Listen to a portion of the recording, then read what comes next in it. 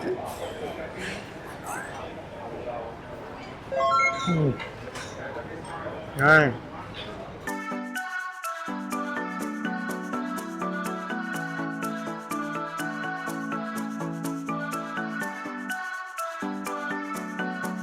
Hello foodies, we are at Batu Caves, and atop these 272 stair steps is a very famous Indian shrine.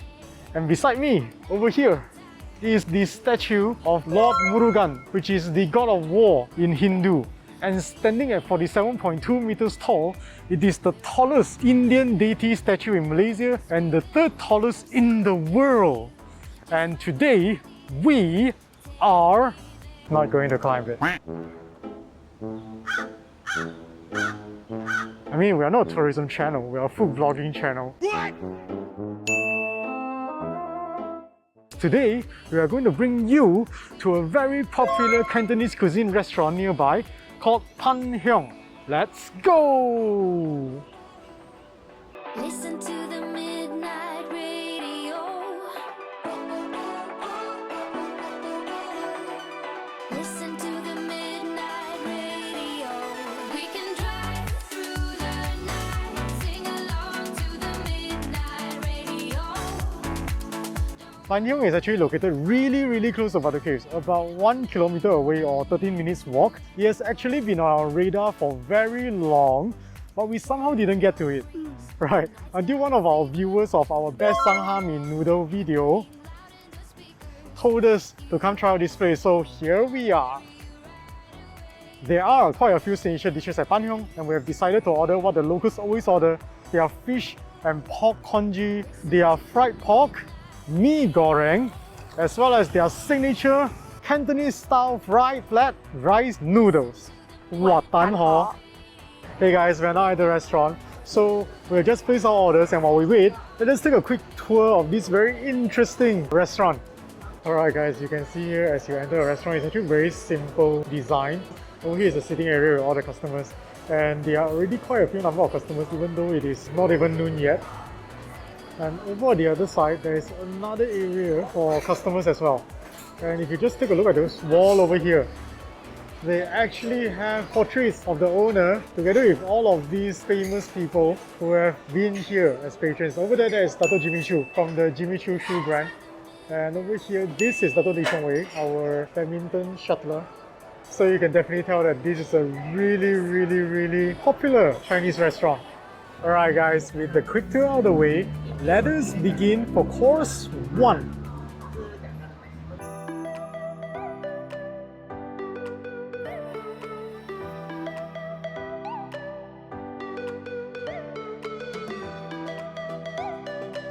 Okay guys, so our first dishes are here.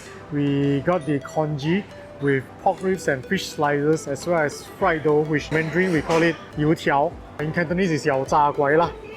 And we actually ordered their deep fried pork slices as well. It's called Lamy Tower, but it's not here yet, so we figured we should start with this since it's still steamy hot.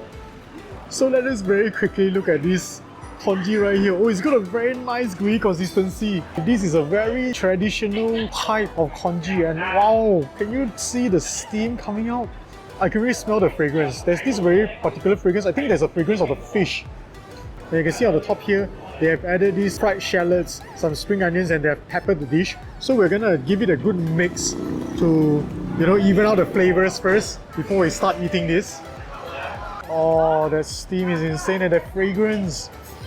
The fragrance of the fried shallots. And over here, this one, what we got here, these black little things here, these are century egg, which is a preserved egg that is often eaten by the Chinese. Alright. Ladies first. Gonna grab everything, the fish slice, the pork ribs, and the century egg. In it goes into Quet's bowl. Gonna give her a little bit more because she's greedy and hungry. Okay, same thing for me. I thought you are eating this. No. I always eat from the small bowl. We are civilized people. Are you No. sure? Yeah, totally. Okay, let's try it straight out with the fish slices. Mm. Mm. Wow. First thing that hits you, the consistency of the congee, how smooth it is. Almost velvety. And the flavor is light. It's got a nice savouriness and a mild sweetness, some pepperiness. And the fish slices, I must say, flaky. Yeah, very flaky, but I don't really taste any natural sweetness. But you do smell the fragrance of the fish though. Alright, let's have another mouth with the century egg.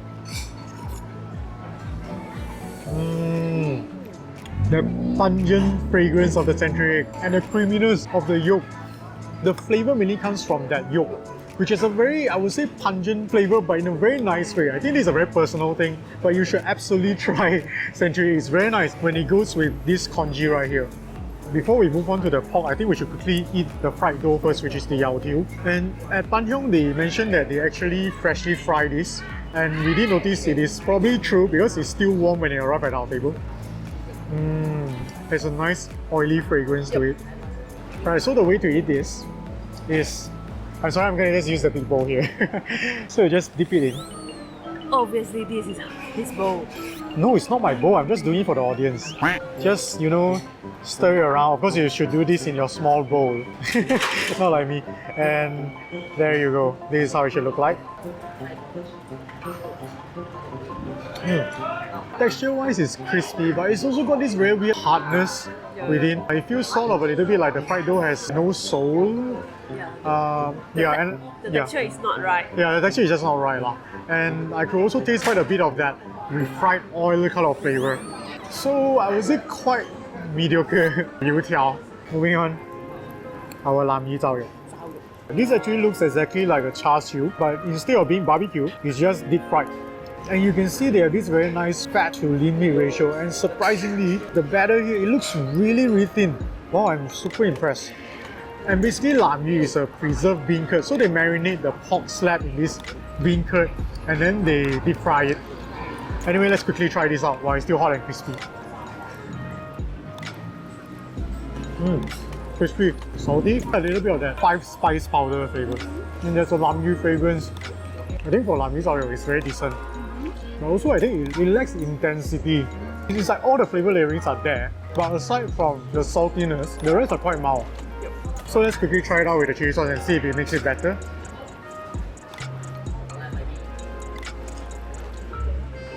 It's bottled chili sauce. Too much acidity. And it completely covers whatever flavor layerings that we had. So just eat it on its own. It just damaged the flavor of the pork slice. Yeah, I just damaged the flavor of the pork slices.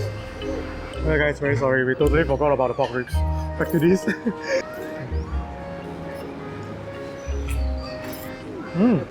Now, I don't think the pork ribs are marinated, but it still has that very nice porky sweetness. But the texture is dry. Quite dry and quite rubbery. That's it for our first course, and we're moving on to the next course.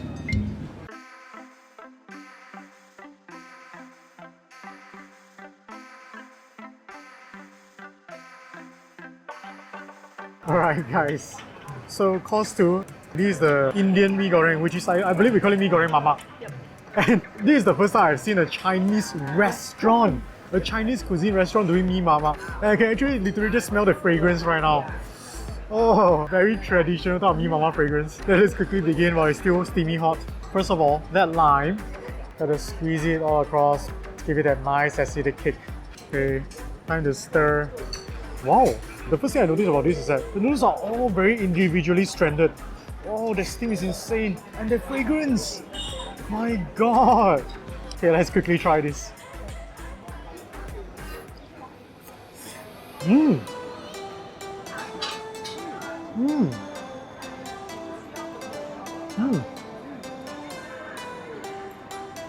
Guys, I need some time to process this. I don't know how to explain the flavor, but it's very, very pleasant.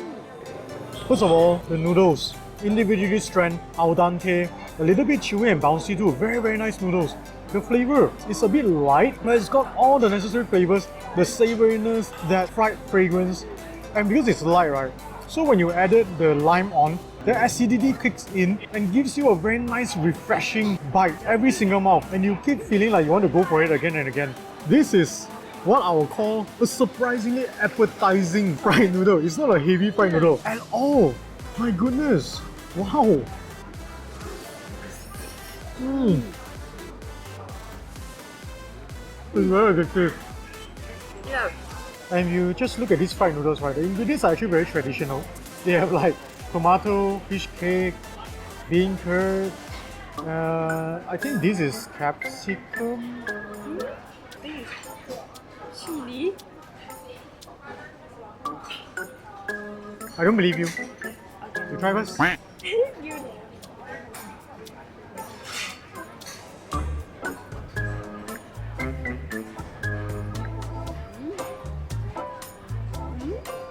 So what is it? Okay, I'm gonna guess it's chili. Yeah, it's chili. I'm sorry guys, it's chili, it's not capsicum. He's trying to murder me. No. Alright, let's quickly finish this up. Because we have got an amazing dish coming.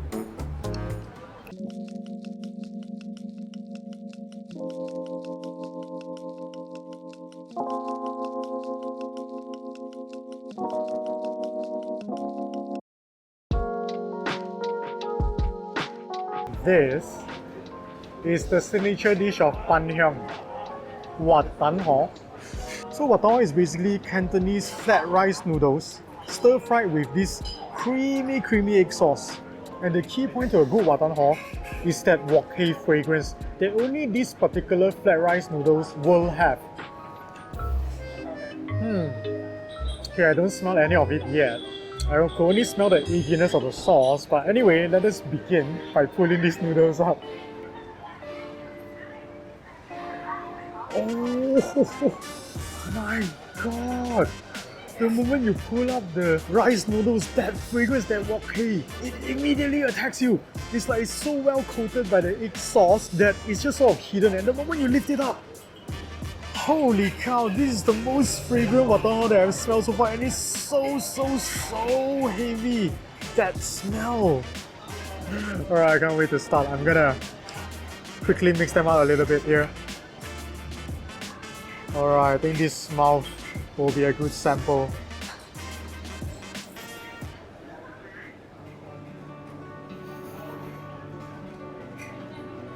Guys,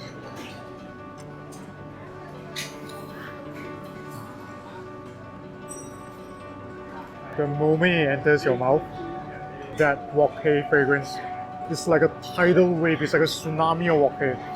And you bite, the rice noodles are smooth, silky, very slurpable, and the egg sauce, savory, eggy, very eggy. Wow, it's got a very obvious egginess, and those eggs on top, they are cooked so well, they're like half cooked kind of texture. It's actually pretty good. My god, it's not just the Wat Tan Hor itself, the sauce. Oh, the eggy sauce. But one thing I find about sauce, I think it's a little bit overly salty. If it was dialed back a little bit on the saltiness, it might be a way better balanced sauce. And look at this cute little squid here. It's a squid ball.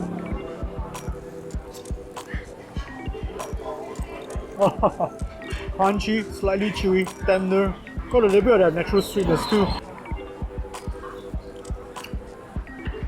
Top sizes are okay, a tad dry.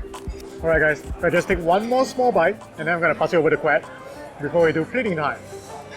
Just a small bite. One bite, I did not lie.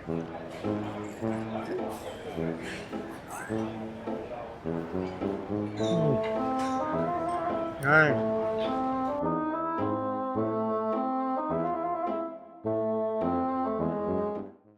Plating time!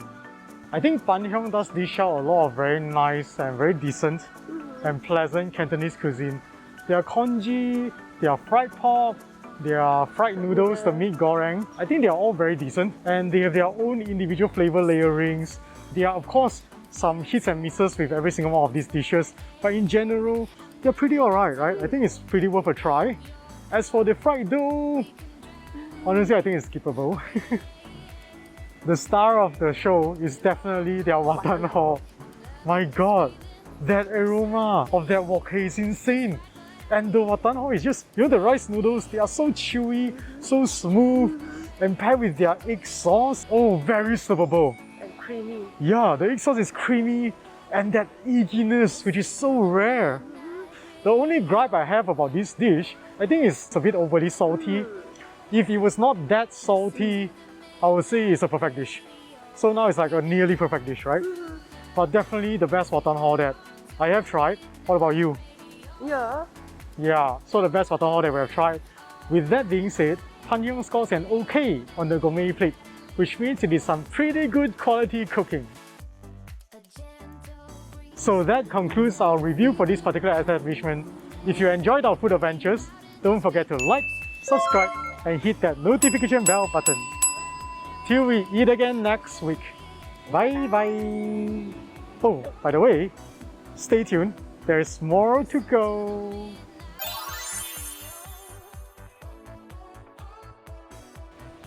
Alright guys, we just had a really heavy meal. Super satisfying and very, very full. So what do we do now? We walk it off. Yep, we are climbing the stairs now. Let's go!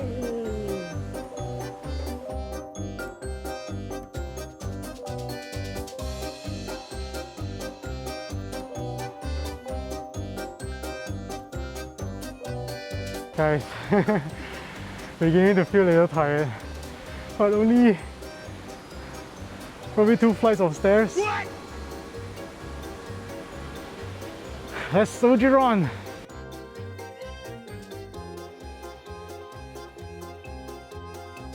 Guys, I like how they painted all this stuff and also along the stairs here, the railings and the stairs as well.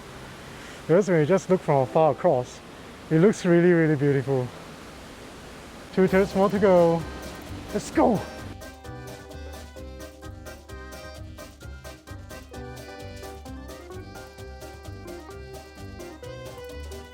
Getting closer now.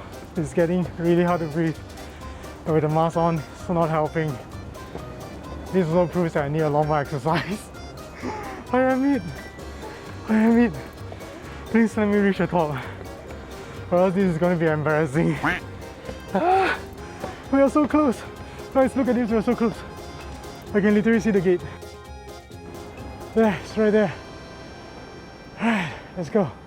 Last stretch. And looking how far we have come. That's an awesome metaphor for life, eh?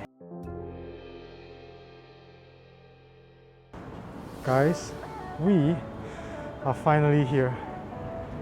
Up the top. And just look at the huge cave entrance right here. A short distance, but still pretty proud of myself. And that's quite.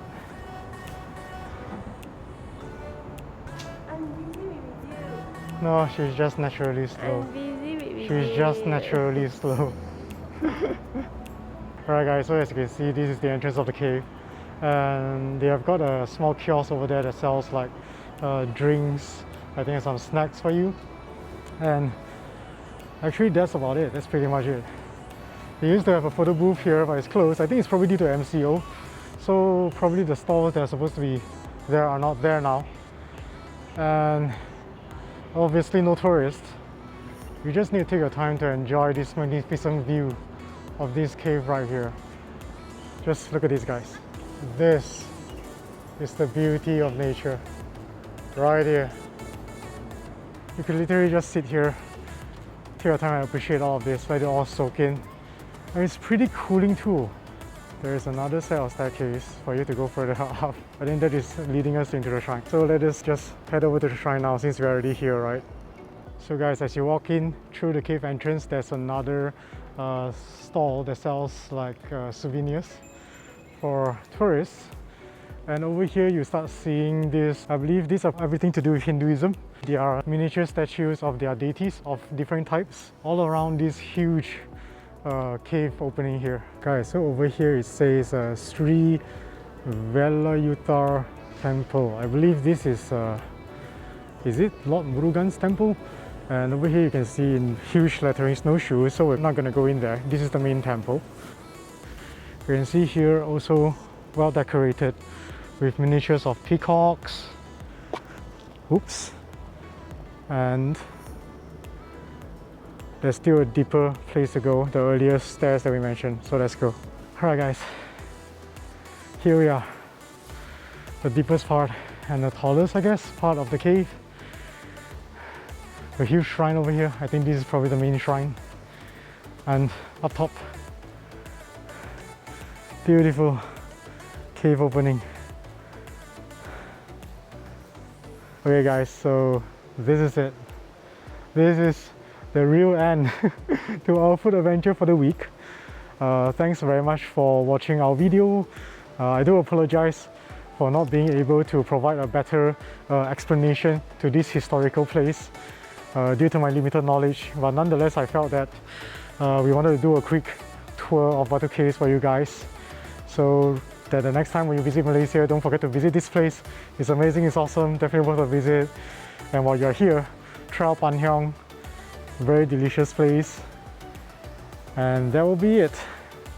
Getting a little bit awkward here. Bye!